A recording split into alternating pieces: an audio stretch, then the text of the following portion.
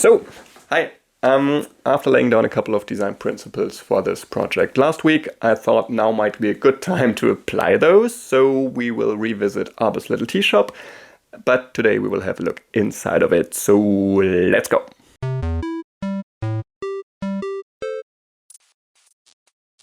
I began by drawing these large squares and multiplying them, because what I wanted to create was this huge cupboard as a centerpiece for the shop.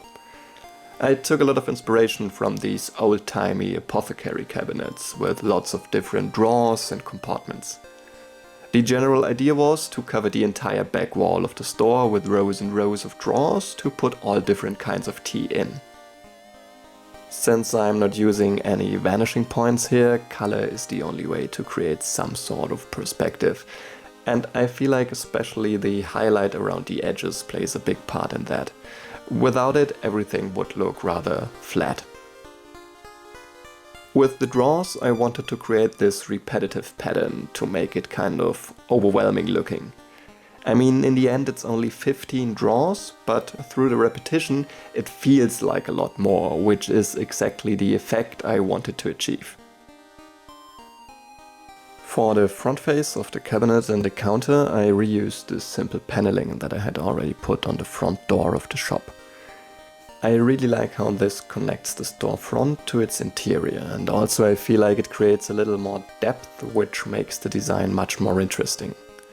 On the same note, I added a few more shadows and highlights all over the place, and eventually these little details added up and really brought the design together.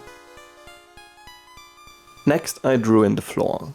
I have a tendency to get a little too detailed with these background elements, which could be rather distracting, so this time I tried to keep it really clean and use a rather simple grid. I also tried to incorporate some kind of perspective and not get too top-downy with the floor. Two of the details that I really like about this shop are the small winged door next to the counter and also the tall ladder that can be moved along the high cabinet to reach the upper drawers.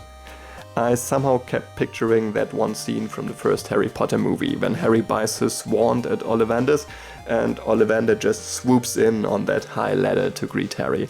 And I think that's a very fitting reference for this store in general.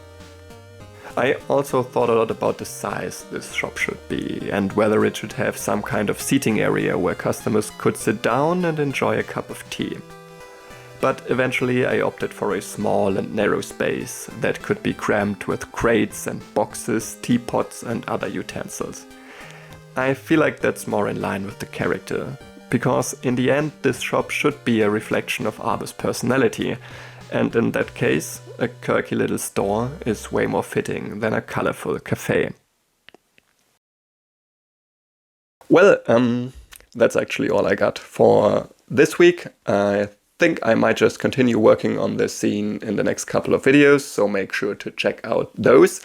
Depending on when you're watching this next video will be already linked up here, and if you're really early it won't. That's just how time works, sorry for that. Anyway, thanks for tuning in, I hope I see you again next time, and until then, keep your whimsy, stay creative, and bye!